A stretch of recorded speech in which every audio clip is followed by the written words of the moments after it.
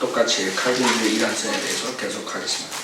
칼빈주의 이란성, 교회 계획을 낸 시리즈. 저번까지 루터, 그다음에 이제 존 칼빈을 보았어요. 존 칼빈, 칼빈주의.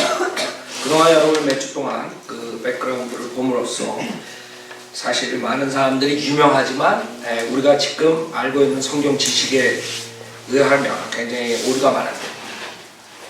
우리는 그 사람들 뭐 인간적으로 뭐 이 사람이 좋구나 그걸 평가하는 게 아니에요. 그 사람들이 뭐가 잘못되고 뭐가 잘되고 이런 거 잘잘못을 우리가 얘기하는 것이 교리적으로. 그래서 여러분 그걸 잘 알아야 돼요. 왜 그러냐면 그 사람들이 많은 사람들이 영향을 줬기 때문에. 자, 이거 벤스 형제인지요 칼빈주의, 그 한국 번역판 말씀 보전에 들어간 31페이지 존 칼빈에 대한 건데, 밑에 31페이지 맨 밑에 존 칼빈은 프랑스인으로 그의 본명은 장 꼬뱅이다. 그는 1509년 7월 10일 프랑스의 노영 피가르에서 태어났으며 1564년 5월 27일 54세의 일기로 그의 생을 마쳤다. 그 당시에 사람들 생명이 굉장히 짧은데 알미니우스 같은 경우에는 50대기 전에 49인까지 죽었을 거예요. 하여간에 그 짧은 기간 동안에 이 사람들이 많은 영향을 미쳤어요. 그 다음에 웨슬리 같은 경우에는 굉장히 오래 살았죠. 거의 90, 80년 굉장히 오래 살았어요. 웨슬리. 자, 그의 아버지는 그 지방 카톨릭 성당에서 성당의 일반 업무를 맡아보던 사람이었다. 다 여러분이 알아야 되는 이 종교 계획자들은 다 카톨릭에서 나온 사람들이에요. 카톨릭. 그 다음에 특히 어거스틴 먼크라 그래가지고 어거스틴 수도원에서 나온 사람들이에요. 많이 대부분. 어거스틴의 영향을 많이 받았죠. 그래서 어거스틴은 여러분이 말한 것처럼, 여러분에게 말씀드린 것처럼 두 가지 다 카톨릭도 하고 종교개혁도 영향 주고 두 가지 다 영향 준 사람. 칼빈은 5 형제 중에서 둘째였으며 그중 둘은 어려서 죽었다. 칼빈의 어머니는 그가 3살 때 죽었고 그의 아버지는 곧 2 딸을 둔 과거가 재혼했다. 우연의 일치였는지 몰라도 칼빈도 2 아들을 유아 때 잃었고 2 딸을 둔 과거가 재혼했다. 칼빈의 가족들은 로마 카톨릭 신자들이었다. 그러나 재정적인 문제로 인하여 그의 아버지는 파문을 당했으며 1531년에 죽었다. 그의 형 찰스도 그의 신부로서 파문을 당했는데 그 이유는 이단 교리 때문이었다. 그의 동생 안토니아, 그의 여동생 하나도 카톨릭에서 떠났으나 다른 여동생 1명은 여전히 로마 카톨릭을 고수하였다.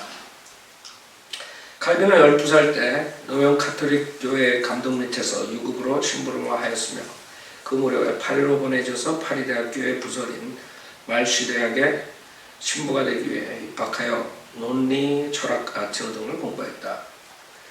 그는 조용한 편이었기에 친구들과 어울리는 성품은 아니었고 늘 친구들의 무질서를 못마땅히 여겼다. 그 후 칼빈은 엄격한 신학교에 몽타주로 전학하였는데 그것은 2년 후에 로욜라가 공부했던 곳이기도 하다. 로욜라 알죠? 로욜라 캐톨릭. 그 예수의 로욜라. 1526년 칼빈은 신학부를 공부하려고 했으나 자신의 의지와 상관없이 올렌스 대학으로 전학하여 법학을 공부하게 되었다. 그래서 이제 신부가 되는 것보다 법을 공부하고 돈을 벌 수 있고 이런 것 때문에 이제 근로하고 박사학위 받은 거예요.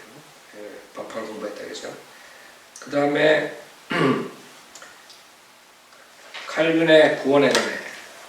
그래서 대부분 어린 시절과 학교 학부는 로마 캐톨릭과 일무주의자 그 영향을 받은 그런 공부를 하는 것이.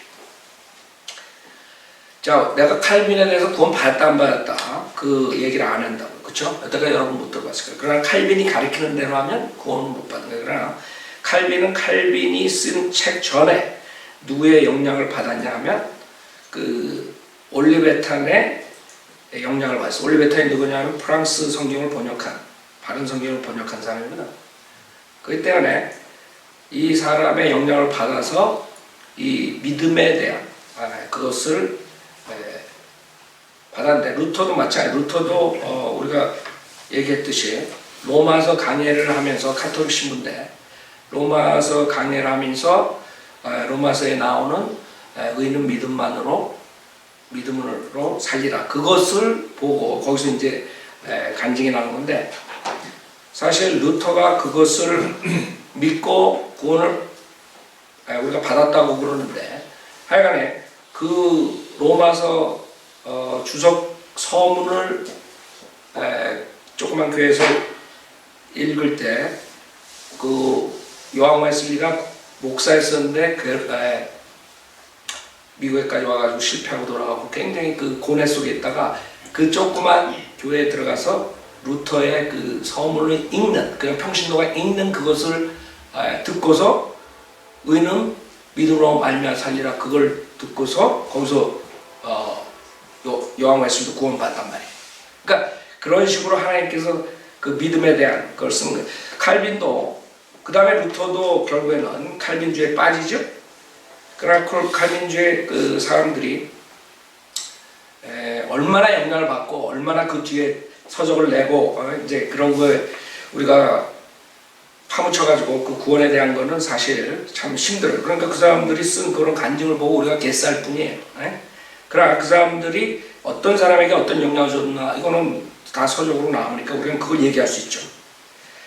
그러니까 예를 들어서 내가 구원을 믿음만으로 받는다는 것을 막 구원받았는데 만약에 내가 장로교 신학을 그 다음에 어떤 사람의 영향을 받아서 장로교 신학 가면 또 장로교 칼빈주의에 물들 수도 있단 말이에요. 그렇죠? 침례교를 하면 침례교 그러니까 우리가 구원과 그 사람이 가르친 거랑은 조금 차별을 해야 돼요. 근데 만약에 그 사람들이 자기가 가르친 것대로 그 구원론을 믿고 그걸로 인해서 자기가 구원 받았다 안 받았다 그 사람은 구원 못 받은 거라 이거죠. 그러니까 칼빈주에서 가르치는 내 의지로 예수를 믿을 수 없다 가르치면 그건 구원 없는 거예요. 거기서. 그게 이제 칼빈이 가르쳤던 거예요. 여러분들이 그걸 알아야 돼요. 자, 칼빈의 구원에 관해 그가 어떻게 거듭났는지는 거의 알려지지 않았다. 그러니까 그 간증이 별로 없어요. 그냥 내가 회심했다. 갑자기 회심했다 이거. 어거스틴도 그런 간증이잖아요. 그 어거스틴 간증 같은 경우에는 의인은 믿음으로 말미암아 살리라 그런 것도 아니에요. 로마서 8장에 나오는 육신의 정욕을 뭐 그런 구조를 가지고 자기가 했다는데 그건 크레딧을 줄 수가 없어요. 구원에 대한 크레딧을. 그거는 개혁이지 그 믿음에 대한. 그래서 하여간에 뭐 내가 뭐 이 사람 구원 받았다 안 받았다 그걸 말하는 게 그 사람들이 가르친 거, 그 다음에 그 사람들이 어떤 식으로 간증을 했는가 그걸 말합니다. 33페이지 여기에 칼빈의 구원에 관해 그렇게 알려진 게 없었다. 칼빈은 회심하게 했던 두 가지 영향력이 있었다고 알려지고 있는데 그러니까 칼빈 자기가 내가 회심했다 이렇게 했으니까 우리는 그냥 칼빈 회심했다 이렇게 한 거죠. 그러나 그 회심이 뭘 얘기하는가? 개혁을 말하는가? 아니면 믿음만으로 거듭난 건가? 이런 것도 잘 모르는 거예요 우리가. 첫 번째는 그가 파리에서 대학을 다녔을 때 불에 타 순교당하는 개신교도를 목격한 것이었다. 그러니까 거기서 이제 그 캐톨릭에 대해서 이제 식사하는 거죠. 그러나 그게 뭐 구원받았다 이렇게 할 수 없는 거예요. 그러나 칼빈이 가장 크게 감동을 준 것은 오히려 그의 커즌 올리베탄의 간증이었다. 올리베탄은 성경을 프랑스어로 번역한 왈덴 교회의 목사였다. 그리고 그 유명한 왈덴스 거기에 지도자였어요. 올리베탄. 그래서 프랑스를 바른 전통 원문에 근거한 프랑스 성경을 만들어낸 사람. 그러니까 아마 그 사람의 영향을 받았을 때 믿음으로 말미암아 우리가 의인이 된다는 거, 그거를 이제 받았다는 거죠. 근데 그 어떤 식으로 됐는지 모른단 말이에요.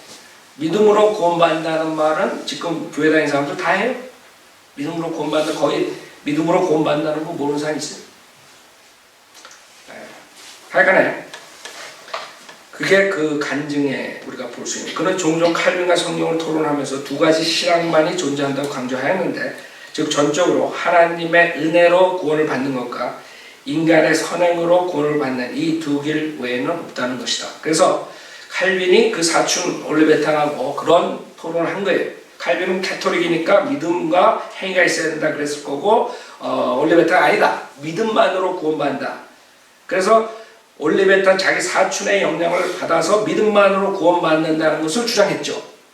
주장했다고. 근데 문제는 칼빈이 주장한 믿음만으로 구원받는다는 것은 우리가 전적으로 타락했기 때문에 하나님의 저항할 수 없는 은총이 들어와야 된다. 이렇게 되면은 구원 못 받은 거야. 그죠? 그게 이제 믿음만으로 구원받았다는 건 루터도 얘기하고 어거스틴도 얘기하고 다 해요. 어거스틴은 플러스 뭐 또 하지만 성사에 대해서 그런 성찰식이니 세례니 이런 걸 집어넣고 또 하지만 행위권도 가르치지만 하여간 우리가 그건 판단할 수 없어요.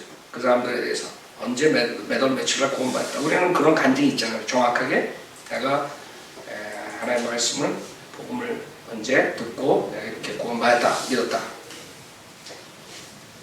근데 그 정도로 놔두는 수밖에 없어요. 그래서 우리는 칼빈의 구원을 받았다 안 받았다를 얘기하는 게 아니라 그런 영향을 받았는데 그 사람이 가르친 게 기독교 강요라는 그 책에서 이제 나오는데 그거에 의하면 우리가 자유의지로 예수를 믿을 수 없다 이렇게 나오니까 그게 문제라 이거죠. 자, 그 다음에 이제 캐토릭을 이제 반대하고 박해를 받기 시작해요. 칼빈은 그 로마 카톨릭이 벌린 박해의 위협 때문에 파리를 피하여 1536년에 제네바에 도착할 때까지 3년 동안을 도피하는 전도자로서 유랑생활을 하였다. 그 다음에 이름도 바꾸고 뭐 이렇게 도망 다니는 거예요.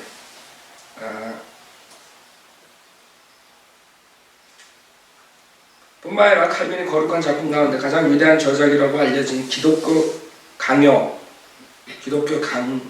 거 우리가 이제 교리를 할 때 좀 볼 텐데 그게 이제 거장이라고 그러죠. 굉장히 체계적으로 기독교 교리에 대해서 나열했다. 그래서 기독교 강요는 많은 사람들이 알려져 있어요. 그러니까 이때 쓰여졌고 거창한 이름 아래 6장으로 구속된 이 책은 1536년 3월에 처음 선을 보였다. 그 다음에 칼빈은 그 개신교 개혁 신학에 대해서 이제 얘기하는 거죠. 그 칼빈의 저작은 1544년 노틀담에서 불태워졌다. 그러니까 박해를 받았어요. 캐톨릭한테. 하나님에 대한 그리스도의 신성, 삼위일체 이런 것들은 굉장히 우리랑 똑같아요. 성경적이에요. 근데 그 다음에 그러나 침례와 교회, 하나님의 경영 방침, 천년왕국, 그리스도의 제1에 관하여 진리를 다지기 원한다면 그런 진리들을 알기 위해 이 책을 읽는 것은 시간 낭비일 뿐이다. 무슨 말이냐면 그리스도의 재림, 천년왕국, 즉 우리가 말하는 전천년주의자가 아니에요. 그래서 칼빈은 제가 말했듯이 요한계시록 주석서만 못 썼어요. 그러니까 이해할 수가 없지. 부티너는 루터가 성경 번역가들 중 왕자였던 것처럼 칼빈은 성경 주석가들 중 왕자였다. 라고 말하지만 칼빈은 요한계시록을 깨달을 수 없었다고 스스로 실토했다. 당연하죠. 전천년주의가 아니면 그걸 이해할 수 없죠. 그 다음에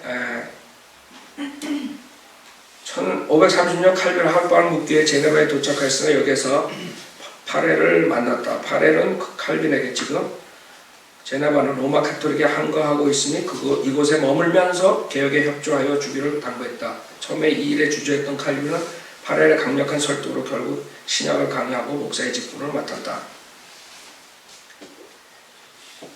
그 다음에 반대파가 나와가지고 칼빈과 파렐이 시에서 추방당해요. 다음에 칼빈은 독일 스트라스부르크로 옮겨서 그곳에 3년간을 지냈다. 칼빈은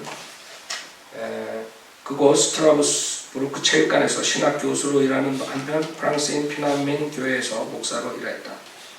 그 기간 동안 그의 저서는 꾸준히 계속되었으며 여기에서 그는 파레의 주선으로 그 교회 회원인 2아이를 가진 가부와 결혼하였다. 칼빈과 그의 아내 사이에는 3아이가 있었는데 그중 2은 유아 때에 죽었다. 그러나 그녀는 결혼하고 나서 8년 만에 건강의 악화로 칼빈보다 먼저 숨을 거뒀다. 1541년 칼빈은 초청을 받아 다시 제네바로 돌아왔고 1538년에 추방되었던 그 강당으로 돌아와서 성경을 강의하기 시작했다. 칼빈이 성경을 근거로 해서 초대교회를 따라 모범적인 그리스도인 공동체를 구상했다고 흔히 알고 있다. 다른 말로 말한다면 그는 교회 국가 설립을 했다. 그게 문제였어. 칼빈의 문제. 국가 교회가 분리되는 게 성경적인데 가톨릭처럼 교회 국가를 원한 거예요. 그래서 결국엔 사람들 죽이게 되는 거죠. 그럼 가톨릭처럼 똑같은 거. 지금 모슬렘 애들이 하는 짓들 똑같아. 성경을 여러분이 잘못 알면 이렇게 되는 거예요. 칼빈은 로마 가톨릭에 고통을 당했으나 샤프도 말했듯이 모든 종교 개혁자들은 역사적 가톨릭 교회에서 태어나서 세례받고 견진받고 교육받았기에 그들은 한 번도 가톨릭 의식의 유효성을 의심해보지 않았고 오히려 재침례 교도들의 견해를 거부했다.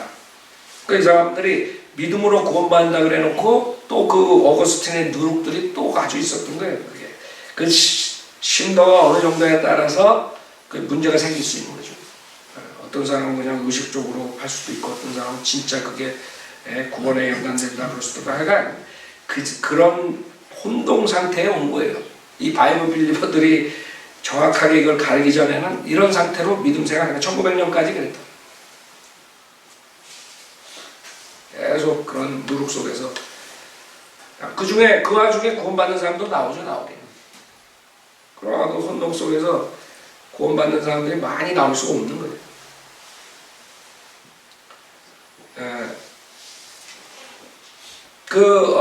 교부들, 우리가 교부들에 대해서 했지만 칼빈이 그런 교부들에 대해서 영향을 많이 받았어요.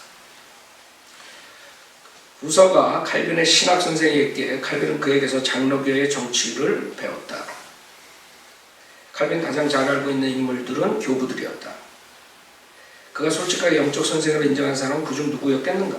그가 추종했던 사람은 로마 가톨릭에서 널리 행해진 모든 오류들의 책임을 져야 할 마지막 교부인 뭐예요? 어거스틴이었다. 이게 어거스틴의 영향을 가장 많이 받았다. 스펄전도 칼빈은 그의 칼빈주의를 어거스틴으로 배웠다고 말함으로 칼빈이 어거스틴의 제자였음을 증명하고 있다.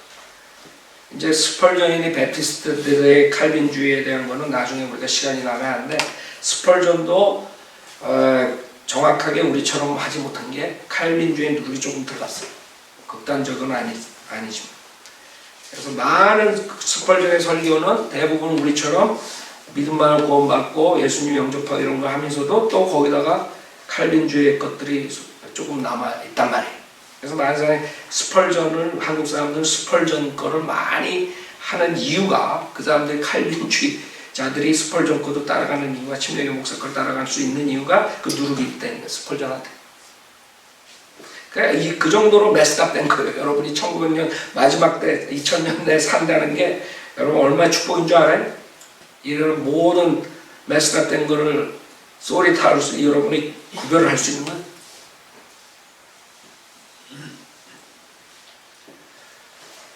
그 다음에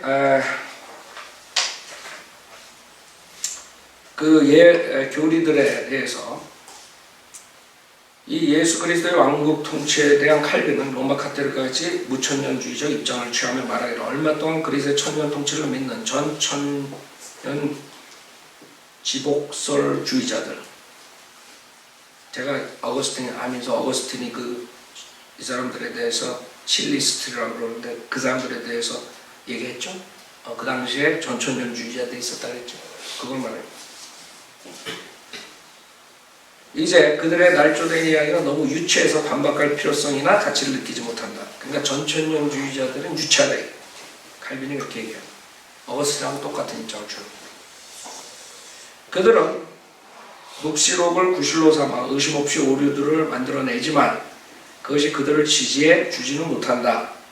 계시록 천이라는 숫자는 교회의 영원한 축복에 적용되지 않으며, 그러니까 거기서 또 이 사람이 잘못 생각하는 게 우리가 교회에 천년왕국을 준다 이렇게 그 사람은 또 생각을 하는 거예요. 그러니까 이 성경을 잘못 알려면 이렇게 우리는 교회가 이스라엘을 대체한다고 안 가르쳐요. 근데 이 사람들은 교회가 이스라엘을 대체한다 이렇게 가르치기 때문에 결국에 천년왕국, 전천년주의 이런 것들을 받아들일 수가 없는 거예요. 조그마한 오류가 이렇게 되는 거예요. 그 교회 대부분이 바이블 외에 베프티스트들 중에서도 그걸 안 믿는 사람도 있겠지만 그 이스라엘은 끝났다. 응? 다 그렇게 가르치지 우리처럼 이스라엘이 회복된다 이렇게 가르치는 사람은 없어요. 그러니까 지금 그 얘기를 하는 거예요. 천이라는 숫자는 교회의 영원한 축복에 적용되지 않으며 오직 지상에서 수고하는 동안 교회를 기다렸던 다양한 소요들에만 적용할 수 있다. 그러니까 어떻게 되는 거예요? 이렇게 되니까 국가 교회를 할 수밖에 없는 거예요. 왜? 주님이 오셔서 통치해야만 평화롭게 통치할 수 있다가 우리 가리키는데 이 사람들은 아니거든. 우리가 만들어야 된다 이거거든. 그러니까 국가 교회 쪽으로 갈 수밖에 없어. 우리 구원받은 사람이 이 세상을 더 낫게 만들어야 된다. 그럼 어떻게 되는지 사회복음이 되는 거예요. 그럼. 그러니까 여러분들 지금 왜 그런 것들이 나오는가? 이 세상에서 우리가 영적인 축복뿐만 아니라 물질적으로 이 천국과 하나님의 나라 개념도 모르는 사람들이죠. 다 이게 우리가 그동안 조그만 거 이렇게 해가지고 여러 가지 배운 것 같지만 그게 다 그 잘못 배우면 이렇게 되는 거예요. 이 사람은 아주 자기가 맞다 이거죠.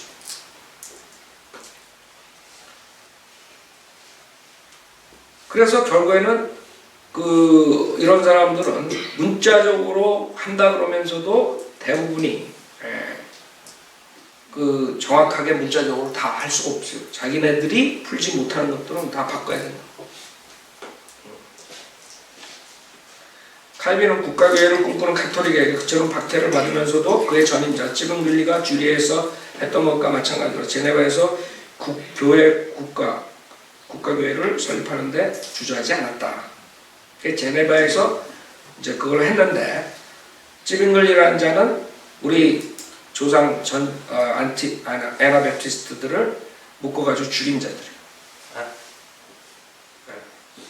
그러니까 종교 개혁자들이 우리랑 똑같다고 말하는 그 무식한 침례교회 목사들이 있단 말이에요. 자기 조상들을 죽였는데. 오히려 1592년에 장로교회 전 낙스 알죠? 낙스의 영향으로 인하여 스코틀랜드의 국가교회가 됐다. 그래서 낙스 그다음에 찌밍글리, 칼빈 이런 사람들이 다 국가교회를 하고 뭐를 위해서? 가톨릭에서 누룩을 가져가. 왜? 이 천년 왕국의 관점을 재림에 대한 관점을 이 사람들은 모르기 때문에 이 세상에서 왕국을 세우려 했기 때문에 그렇게 할 수밖에 없어. 여러분이 구원받고 나서 자칫 이렇게 잘못하면 그런 식으로 됩니다. 구원받은 사람들이 우리가 마을을 만들고 뭐 시리를 만들고 무슨 나라를 만들면 우리는 평화롭게 살다. 세상에 그런 거 교회 만들려면 썩은 교회밖에 안 나온다고. 영적으로 거듭나는 거는 인류적으로 인간적으로 할 수 없는 가족들도 영적으로 거듭나게 할 수 없는데 어떻게 한 가정도 거듭나게 못하는데 시리를 거듭나게 한다. 나라를 거듭나게. 그 생각을 가져가지고 이렇게 되면 어떻게 되는 거예요? 결국에는 형식적으로 다 교회에 다 들어앉아 있지만 거기 뱀들을 다 모아가지고 있는 거야. 그러니까 동물원 놀이를 하는 거지 양을 치는 목자가 아니지. 그렇게 돼버린 거예요 지금 이게. 그리고 지금 1500년 결국엔 그때서부터 종교개혁이 이런 아이디어로 시작했으니 지금 2000년 500년 넘게 어떻게 됐겠어?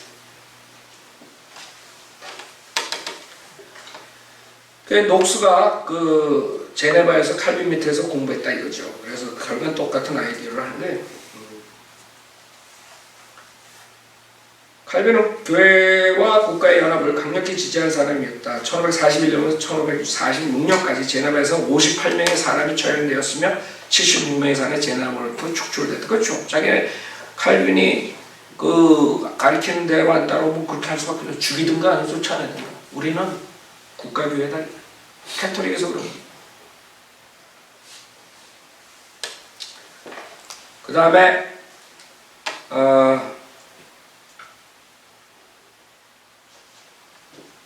심지어 공중예배에 참석하라는 명령이 내려졌고 감시원들을 시켜 그 사람들이 예배보러 가는지 살피기까지 했다. 설교를 듣는데 웃었다고 해서 세 사람이 3일 동안 징역을 살기도 했다. 여러분 조심해. 사형도 수시로 내려졌으며 어떤 소녀는 자기 부모를 때렸다고 해서 차명을 당했고 어떤 사람은 무당이라고 해서 화형에 처해졌다. 그 다음에 이런 오류들이 나옵니다. 무시무시한 거예요. 국가교회, 교회국가, 즉 제네바에서의 신정국가라는 주제와 그것에 편승한 종교적 박해는 세르베투스의 죽음에 나서 절정에 달한다. 이 세르베투스 때문에 칼빈이 아주 고민을 하는데, 칼빈의 이 같은 행동은 자기의 명성이나 먹칠을 하는 것이며 마땅히 불관용과 박해에 대한 책임을 져야만 한다. 칼빈의 명성에 있어서 이와 같은 결정은 열성적인 칼빈주의자들에 의해서 잘못 대변되기도 했지만 그것은 어디까지나 존 칼빈의 명성을 위한 열성일 뿐 진리를 위한 것이 아니다. 그러니까 칼빈의 그런 아이디어 때문에 이렇게 죽는 사람들이 나오는데, 그 중에 세르베투스라는 그 신학자가 있는데, 물론 그 사람은 우리랑 똑같은 서양대로 믿는 사람이 아니에요. 그 사람은 맞는 것도, 맞게 가르치는 것도 있고 이단교리도 있고 그랬어요. 그러나 문제는 그 사람이 칼빈하고 틀리다고 잡아 죽이도록 했다. 그게 문제예요. 자, 세르베투스 1509년에 비슷하게 칼빈이랑 같이 나왔죠. 1509년에 스페인 아라곤에서 출생했다. 그는 초기 교육을 도미니칸 수도원과 사라고사 대학에서 받았고 나중에 툴루스 대학에서 법률을 공부했다. 그는 1536년 파리로 가서 특수처방의 의학박사 학위를 받아 의사로서 명성을 얻기도 했다. 그는 공부를 많이 했으니 입계국어를 구사할 줄 알았다.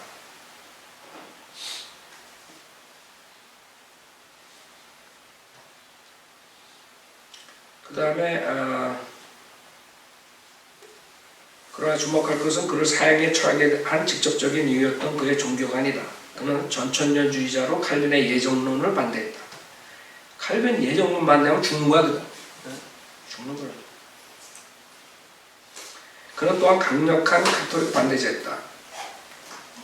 심지어 그 교황을 가르쳐 짐승들 중에서 가장 잔인한 짐승이며 모든 음녀 중에서 가장 부끄러움 없는 창녀라. 그 당시에 가톨릭이 그렇게 권력을 잡고 있는데도 이런 얘기를 했던 게, 지금 목사들은 뭐해 이거 다 치마 입혀가지고 다 보내야 돼.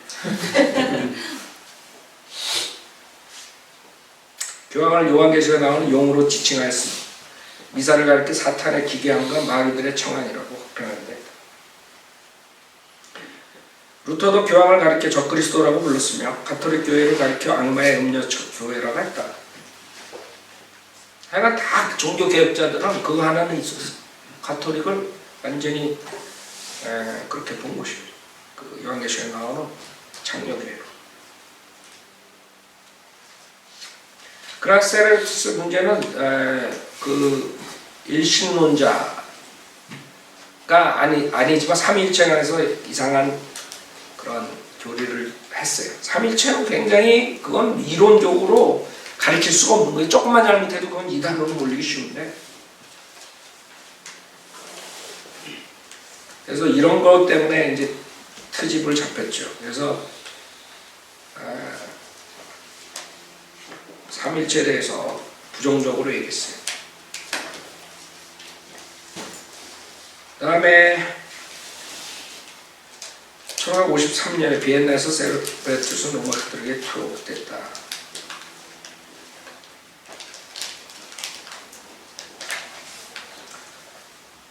그 다음에 제네바로 가가지고, 제네바에 있는 동안 세르베투스는 주일날 교회에 참석함으로 인해 그의 신문이 밝혀져 체포되었던 것이다. 다시 체포됐어요. 배자도 세르베투스의 투옥은 칼빈이 치안당국에 연락하여 이루어진 것이라 시인했다. 여러분, 지금 내가 말하는 인물들이 유명한 사람입니다. 배자. 이 정도 칼빈 자신도 부인하지 않았다. 재판은 두 달간이나 계속되었는데 칼빈이 직접 39개의 항의 죄목을 적은 서류를 작성했다. 재판이 시작되는데 5일째 접어들었을 때 칼빈은 파렐에게 쓴 편지에서 나는 적어도 사형 선고가 그에게 내려지기를 바라고 있네 라고 그의 소감을 피력하고 있다. 이 재판 기간에 벌린저가 유명한 종교개혁자가 있어요. 그 사람도 마찬가지예요. 그러니까 종교개혁자들이 그 수준에 머무르는 참 안타깝죠.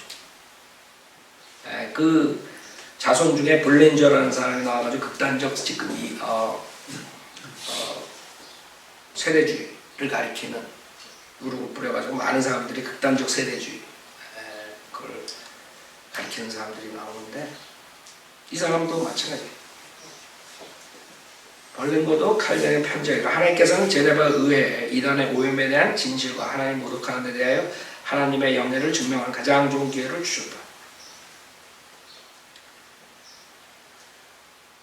칼빈은 법정에서 세르베투스가 이단임을 증명하기 위해 레위기 24장 16절을 들어 신성 모독에 대한 사용을 주장했다.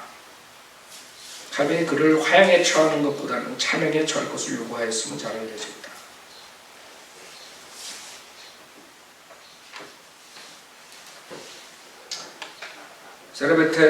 세르베투스에 대한 선고는 엄격하게 내려졌다. 미카엘 세르베투스, 우리는 너를 정죄한다. 결박하여 샴펠로 옮겨서 거기서 기둥에 묶어 산채로 불태운다. 너뿐만 아니라 내 책과 내 손으로 집필하여 출간한 서적들을 함께 불태워 내 몸이 죄가 될 때까지 태울 것이다. 내가 범한 것을 다른 사람이 범하게 될 때 그들도 너의 생이 끝나는 것과 같이 한 몸으로 삼을 것이다. 지금 요르단 조종사 ISIS 애들이 불태워 죽은 거랑 똑같죠. 그러니까 또라이 또 오바마가 그걸 또 얘기를 해가지고 지금 난리들 났지. 캡틴 크리스천도 그랬다 뭐 좀. 또라이들을 행진이야, 또라이가 행진. 지금 때가 어느 때인데, 그러니까 그 모슬렘 애들을 처참하게 없애버려야 되는 와중에 그런 얘기를 하는 거야. 그것도 일개가 아니에요. 전 세계 가장 큰 나라의 대통령이 도와주지 못할 망정.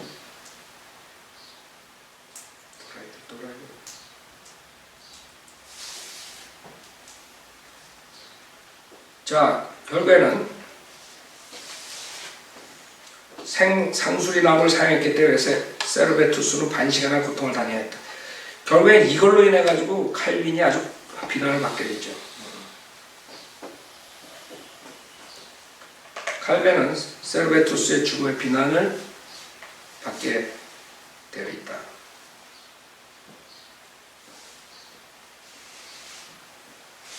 (9년이) 지난 후 칼빈이 여전히 자기의 행위를 정당화시키고 있다. 나의 권고로, 이 칼빈이 말하는 거예요. 나의 권고로 우리의 의회가 여러 교회의 의견을 수렴하여 그의 저주할 만한 신성 모독의 응징을 가했다면 그것이 나에게 무슨 죄가 되는가?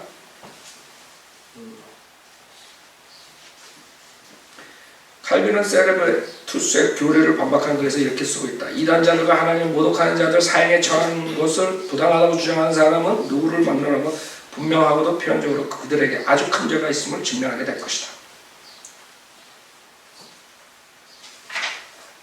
이런 식으로 해서 죽이는 거예요. 그 당시에 이런 이단들을 잡아 죽이는 데는 사실 칼빈뿐만 아니라 모든 종교 개혁자들이 다 그렇게 해야 되는 거예요. 그 사람들이 왜 그렇게 주장하냐? 결국에는 칼빈주의 사상을 가지고 있었어요. 어거스틴, 예정론. 그걸 반대하는 사람도 죽이고. 벌링거와 멜랑히톤도 사용을 인정했다. 멜랑히톤도 그 당시에 유명한 사람이죠.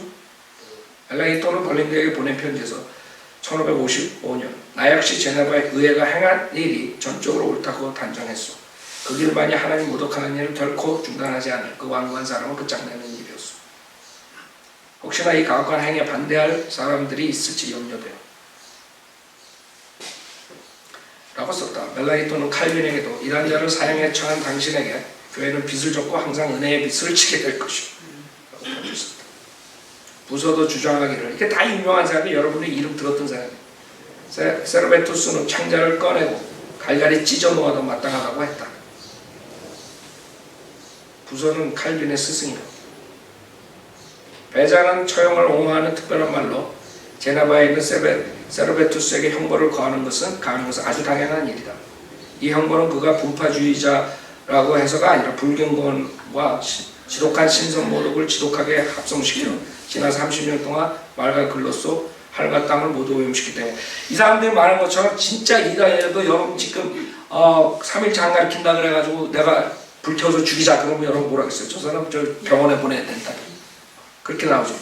근데 이 사람들은 그 당시에 유명한 사람들, 지금 이름 내가 다 들은 사람들은 아주 유명했던 사람들이죠. 다 찬성한 거예요.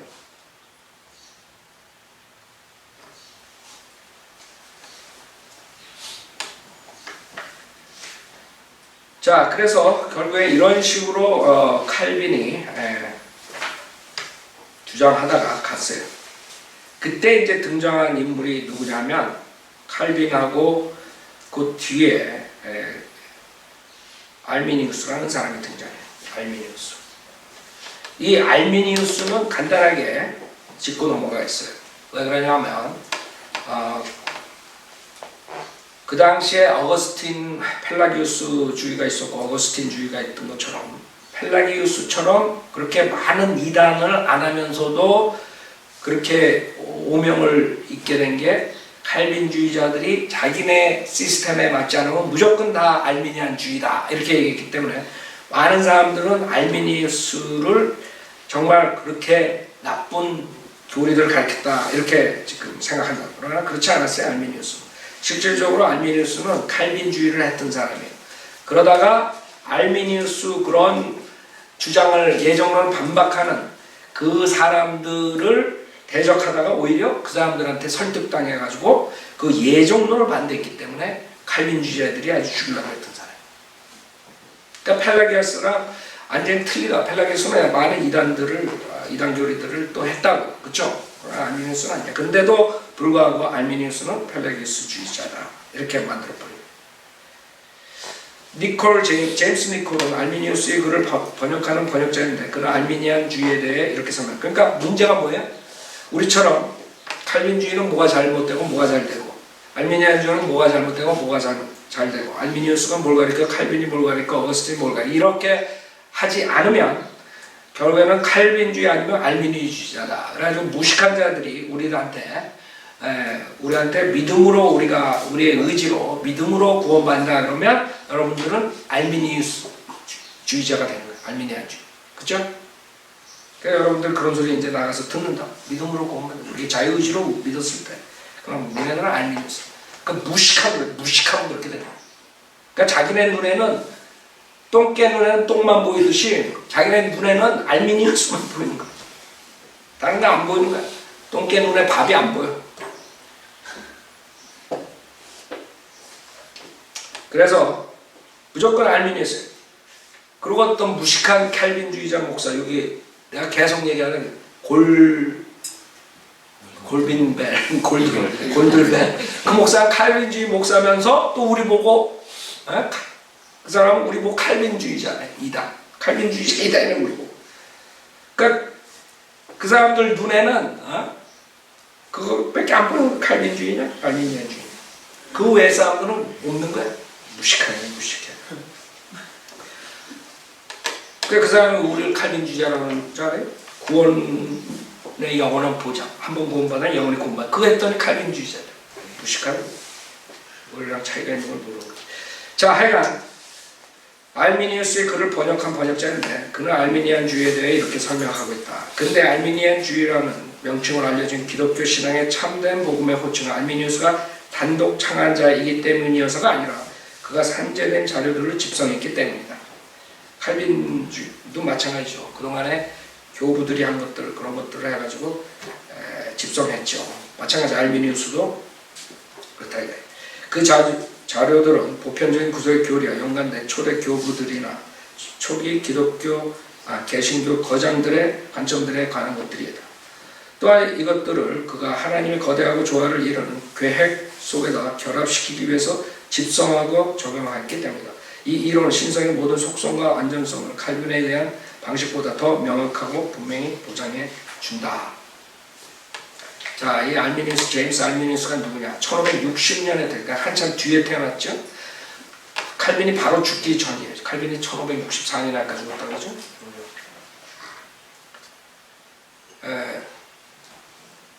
그 다음에 알미니우스 백그라운드를 보면 알미니우스가 유아였을 때 그의 부친이 세상을 떠난다. 알미니우스는 그때부터 그의 사촌집으로 옮겨져서 그곳에서 라틴어 헬라어 신학을 배웠다. 그가 14살 되던 해 아에밀리우스가 죽자 그의 어머니의 또 한 명의 사촌인 슈넬리아스가 대신 알미니우스의 후견인이 되었다. 1574년 말부르크 대학에 입학함으로써 그의 고등교육이 시작되었다. 그 다음에 그는 그곳에서 개혁교회 목사인 베르티우스 집에 살게 되었다. 베르티우스 목사의 주선으로 그 목사의 아들과 함께 에이테에 있는 대학에 들어갔다. 그 대학은 알다시피 칼빈의 학위를 받은 곳이다. 에이테에서 6년을 지난 후에 그는 상당한 히브리어 지식을 쌓았다. 그 다음에 제네바에서 더 공부하고 암스테르담에 있는 개혁교회에 사역했다. 그 당시에 다른 모든 곳에 다 이런 개혁주의자들이 나왔죠. 칼빈주의자들이 나와가지고 교회들을 하는데 암스테르담 그쪽에는 이제 이 알미니우스가 자리를 잡게 됩니다. 1582년 1월 1일 그는 제네바에 있는 신학교에 입학하였는데 그 학교가 바로 칼빈이 설립한 학교였다. 칼빈이 죽은 후 베자가 학교를 맡았으며 알미니우스가 학교에 입학했을 때는 베자는 로마서를 강의했다. 그가 제네바에 체류했던 기간은 길지 않았으며 그때까지만 해도 예정론에 관한 문제는 표면에 부상하지 않았다. 그는 베자 밑에서 공부하는 동안 하나님의 은혜로 구원을 받는다는 체계를 분명히 받아들였다. 그래서 베자도 칼빈의 제자고 다 그거 하는 얘기를 했던 거예요. 하나님의 은혜로 구원받는다. 근데 그 은혜가 어떻게 되냐 이런 것들은 이제 차이가 있다는 거죠. 우리랑 똑같은 거지. 그 다음에 1583년 알미니우스는 베자 밑에서 공부를 계속하다가 다시 제네바로 돌아왔다.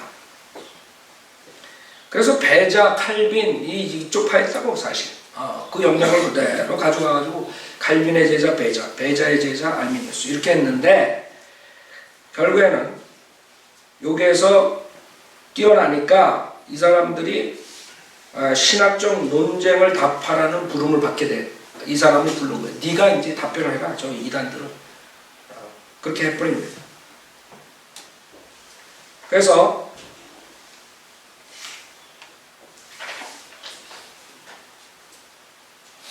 자, 그 당시에 가장 그 예정론에 반박했던 사람들이 있어요. 그 신학 논쟁에 이제 답변을 해라. 인근 도시 델프트에서 온 두 목사, 또 로마 가톨릭 교인 크룬헬트가 베자의 타락전 선택론을 공격한 것에 답변하고 싫어했는데 그때 한 안내장이 배부되었다.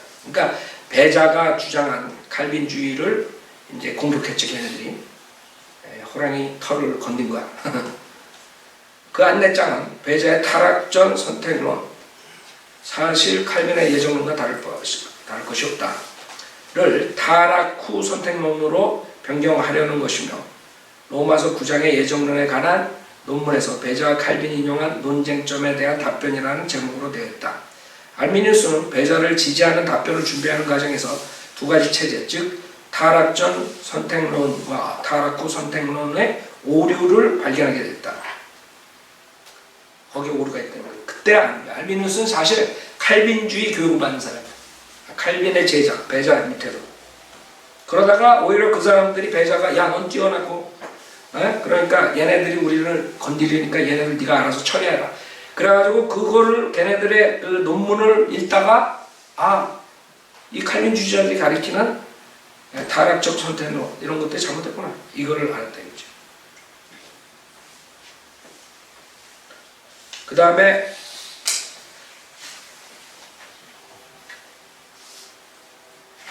카톨릭에 대한 것은 아주 똑같이 아주 반대했죠. 알미니우스는 교황을 비난하면서 자기 의견을 개진하는데 한 번도 주저한 적이 없었다. 그는 우상 숭배에 대한 그의 논문에서 로마 교황을 우상이요, 그가 말한 대로 고지 듣는 사람들도 우상 숭배자들이라 했다. 그는 교회 간음자여 뚜쟁이며 거짓 선지자여 용의 꼬리이며 이 교황을 얘기합니다. 하나님과 그리스도의 대적이요 적그리스도이며 그의 종된 동료들을 칭하 악한 종이며 감독의 칭호를 붙이기에도 적합하지 않는 자이며 교회의 파괴자여 분쇄자다. 로마 교인이 두드려 맞는 거야.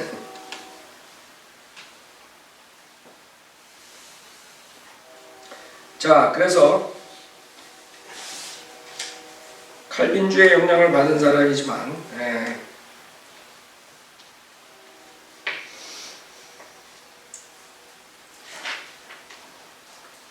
자,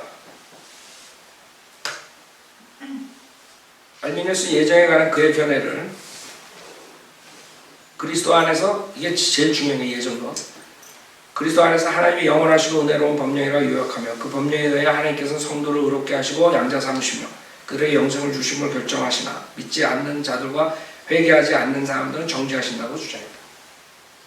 그는 이 예정을 그리스도, 기독교와 우리의 구원과 구원의 확신의 기초라 불렀다. 그러나 그가 예정을 이 구원의 원이라고 하지 않았기 때문에 그는 펠라기우스기안주의자란 악인이 지켰고 무조건 거부당했던 것이다. 그래서 예정된 대로, 그러니까 하나님께서 예정된 대로 모든 것이 돼야 된다. 그래서 이 알미니우스가 고민했던 게 그 당시에 뭐냐면, 우리가 elect, 그 선택됐기 때문에 믿은 건가? 아니면 믿었기 때문에 선택된 것인가? 요거에 두 가지로 나누고 그거에 대해서 고민했던 거예요. 그러니까 그 칼빈주의자들이 주장하는, 우리가 선택받았기 때문에 믿게 됐다. 이것에 대해서 반감을 가지고 있으니까 펠라기스, 너는 펠라기안주의자, 이렇게 낙인을 찍고 완전히 그 다음부터 많은 사람들을 그렇게 몰아버렸던 거예요. 그 다음에 그 당시에 그 소시누스라는 사람이 있었는데 1525년, 1562년 소시니안주의라고 그러는데, 삼일체 부정하고 뭐 이렇게 칼빈의 예정론 부정했으니까 알미니우스를 소시니안주의다 또 이렇게 만들고 그랬던 거예요. 그 다음에 하여간에 이런 식으로 알미니우스가 한 것이 칼빈주의 영향을 받았지만 칼빈주의 오류들을, 특히 예정론에 대한 오류를 해가지고 그거를 조금 반대했더니 어떻게 됐어요? 완전히 펠라기우스처럼 취급해버리고 이단, 소시니안주의다, 삼일체도 거부하는. 그러니까 무조건 예정론 반대하는 자는 다 그렇게 만든 거예요. 그러니까 여러분도 그렇게 되는 거예요. 예정론 반대하니까 여러분도 거기에 속하는 사람들이 되는 거예요. 칼빈주의 논안에. 그래가지고 이제 거기서 이제 알미니우스는 그렇게 하지 않았지만 그 밑에 예정론을 반대하는 모든 사람들을 엮어가지고 다 알미니안주의자라 그러니까 많은 사람들이 다른 것들도 알미니우스가 가르쳤다 이렇게 됐거든요. 예를 들어서 요한 웨슬리가 알미니안주의라, 요한 웨슬리 알미니안 것을 많이 받아들였는데 그 예정론에 대한 건 거부했죠. 지옥으로부터 난 교리라, 칼빈주의는 이렇게 얘기하고 그랬는데, 요한 웨슬리는 실질적으로 그 죄를 지으면은 그 구원을 잃어버린다 이제 이렇게. 그러니까 사람들이 알미니우스가 그런 걸 가르쳤다 또 이렇게 되고. 그러니까 알미니우스에 우리가 아는 그 하는 예정론을 반대한 거예요. 우리가 선택받았기 때문에 믿는다는 칼빈주의자들을 대적해서 우리가 믿었기 때문에 선택받는다. 그게 우리가 가르친 거예요. 우리가 예수를 믿었기 때문에 우리는 선택받는 사람들이에요. 그쵸? 여러분 믿는 건 자유죠. 그래서 사실 알미니우스는 그렇게 크게 이단적인 그런 요소가 많이 있는 게 아닌데 결국에는 알미니안주의자로 놓고 그 뒤에 나오는 모든 그걸 잃어버린다는 이런 사람들을 다 이제 알미니안주의자로. 알았죠? 이제 칼빈주의 교리 들어가겠습니다.